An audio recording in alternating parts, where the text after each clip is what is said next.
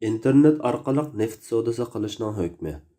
Savol. Assalomu alaykum. İnternet orqali neft sotib olib, bir necha kundan keyin baho o'sganda internetda sotsa foyda qiladi ekan. Bu savdoning shar'iy jihatdan cheklanadigan tarafi bormi? Javob. Va alaykum assalom va rahmatullohi va barakatuh. Barliq hamd sanolar Janobi Allohga bo'lsin. Shundaqla payg'ambarimizga, ali tavobatlarga va uningga toki qiyomatgacha ergashganlarga durud salomlar bo'lsin. Bu savdo hozirgi ilib berilayotgan usullarda to'g'ri bo'lmaydi. Chunki bu savdo oxir berib har qaysi davlatlardagi bo'lsa, aksiya bozorlariga yoki Londondagi aksiya bozoriga taqiladi. Bu yerda amaliyotda haqiqiy neft yo'q, lekin neft bor degan asosda savdo setiq qilinadi. Natijada bu savdoni qilguvchilar birinchidan noto'g'ri savdo qilsa, ikkinchidan bu savdo orqali Londondagi bidiklarni musulmonlarning puli bilan bordaydi. Aslida haqiqiy neft bo'lsa, uni tor orqali odatdagi savdolardek shariat o'lchamiga uyg'un usulda sotib olib, topshirib olib saqlab sotsa joiz bo'ladi. İnternet orqali neft, shakar, alyumin, mis va qo'g'ishin qatorliq tovarlarga o'xshash.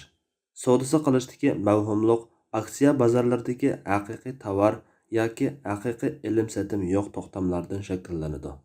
Chunki bu to'xtamlarda odatda normal to'xtamlarda qo'lga topshirib olish shart qilinadigan tovar bilan pulni yoki uning birini qo'lga topshirib olish sharti tepilmaydi.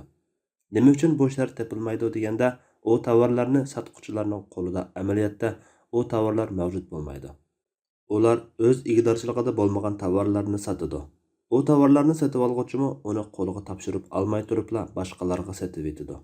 Savdolar mushu tariqada mengaverdi. Bu ilkida bo'lmagan narsani sotishdan iborat. Ilkida yo'q narsani yoki topshirib berilmaydigan narsani sotish qatorliq natijasi mavhum bo'lgan to'xtamlar shariatda harom to'xtamlardir.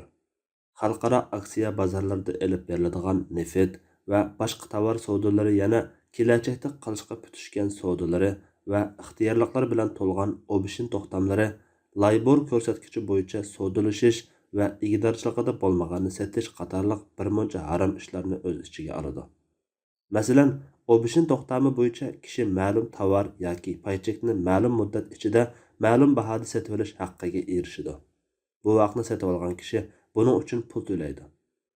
Agar xohlasa, shu muddat ichida shu bahoda shu tovarni sotib oladi.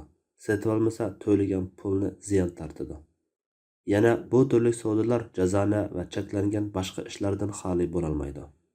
Balki dahi u bozorlar odatlangan qoidada tovarni qo'lga topshirib olish degan narsa bo'lmaydi. Demak, neft sotib olg'uvchi qo'lga topshirib olish uchun emas, topshirib olmayli sotib o'tish uchun sotib oladi.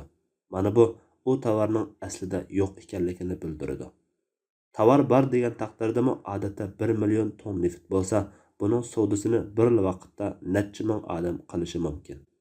Bu turli savdolar elib beriladigan aksiya bozorlarining yana bir xatarli tarafi shuki, bu aksiya bozorlari haqiqiy ilm-satim ishini qilmag'achqa, o'sak so'z yoki g'arazlik tashviqotlarning ta'siriga uchraydi. Bu shar'iy jihatdan bahoni o'rlatish yoki tushirish uchun yolg'on yavdoq, mish-mish gaplarni tarqatmaslik yoki saxt xaridor bo'lmaslik talab qilingan hadislarga zid keladigan saxtalik. Bu savdolar yana musulmonlarning pullarini London xalqaro aksiya bozoridagi bediklarning, aksiya vositachilarining yanchog'iga solib beradi. Bu umum musulmonlarga ziyonli tarafidir. Buning ustiga bu savdolar elib berilayotgan amaliy ahvolga qaraydigan bo'lsak, uning to'g'ri emasligi texmi aniq ko'rinadi. Islom fiqhiy komitetining bu vaqtda olgan qarorida mundaq kelgan. Paychak va aksiya bozorlarida tovarlar tuvandagi 4 usulning biri orqali elib sotiladi. Birinchi usul. To'xtam tovar bilan pulni naqd topshirishni o'z ichiga oladi. Tovarmi bor bo'ladi yoki sotuvchining ig'dorchiligida bor ekanligini isbotlaydigan hujjat bor bo'ladi. Bu odatdagi to'g'ri ilm-satim bo'lib, shar'iy shartlari to'liq bo'lg'achqa bu to'xtam joizdir. Ikkinchi usul. To'xtam tovar bilan pulni naqd topshirishni o'z ichiga oladi. Bu savdoda tovar bilan pulni topshirib olishga bozor idora hay'ati kafolatlik qiladi. Bu odatdagi to'g'ri ilm-satim bo'lib, shar'iy sharti to'liq bo'lg'achqa bu to'xtam joizdir. Uchinchi usul. Sifati aniq bo'lgan bir tovarni kelajakda ma'lum bir vaqtda topshirishga, pulni tovarni topshirganda berishga to'xtamlashish. Bu to'xtam tovar bilan pulni topshirish bilan oxirlashadiganlik shartini o'z ichiga oladi. Bu to'xtam tovar bilan pulni nesi qilganlikdan joiz bo'lmaydi. Agar salam tovarga oldin pul topshirish savdosi qoidasiga tushadigan shaklda tuzitish kirgizilsa va salam savdosi bo'yicha elib berilsa, ondan joiz bo'ladi. Shundaqdimi bu tariqada, ya'ni oldin pul o'tkazib qo'yish tariqasida sotilingan tovarni qo'liga topshirib olmay turib sotishga bo'lmaydi. 4-usul. Sifati aniq bo'lgan bir tovarni kelajakda ma'lum bir vaqtda topshirishga, pulni tovarni topshirganda berishga to'xtamlashish. Bu to'xtam tovar bilan pulni topshirish bilan oxirlashadiganlik shartini o'z ichiga olmaydi, balki buni ta'tir to'xtam qilish bilan tugatish mumkin. Mana bu 4-usul aksiya bozorlarida keng umumlashgan usul bo'lib, bu tegidan joiz emas. Bu yerdagi ta'tir yoki yandurma to'xtam arabcha al-aqdul ma'akis, inglizcha backwardation deb ataladigan bo'lib, uni mundaq izohlash mumkin. Aksiya bozorida neft yoki shakar qatorliq tovarlarni ega bo'lish yoki qo'lga topshirib elishni maqsad qilmasdan elib sotgan bo'lib, foyda olmoqchi bo'lganlar baho o'rlab qolarmikin deb faraz qilganda kelajak to'xtami qilib sotib oladi.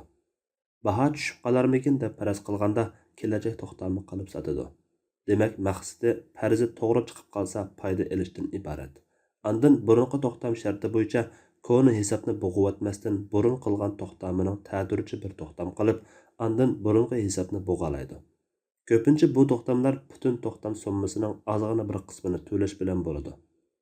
Masalan, bir kishi neft bahosi 6-oy bilan 9-oy oralig'ida o'rlab qoladi degan faraz bo'yicha bir tongni $25 9-oyda topshirib oladiganga 10 ming tong neft sotib olish to'xtami qildi desak, farzi to'g'ri chiqib 7-oyda baho $30 ga o'rlab qolsa, mablag' solg'uvchi koni sodini bo'g'ish uchun kelajakda bitiradigan yana bir sotish to'xtami qilib $30 dan sotgan bo'ladi va bir tongda $5 dan foydaga erishgan bo'ladi. Agar internetdagi neft savdosi yuqoridagi ikki xil joiz usulda elib berilsa to'g'ri bo'ladi. Lekin amaliyotda umumlashgani joiz bo'lmaydigan usul.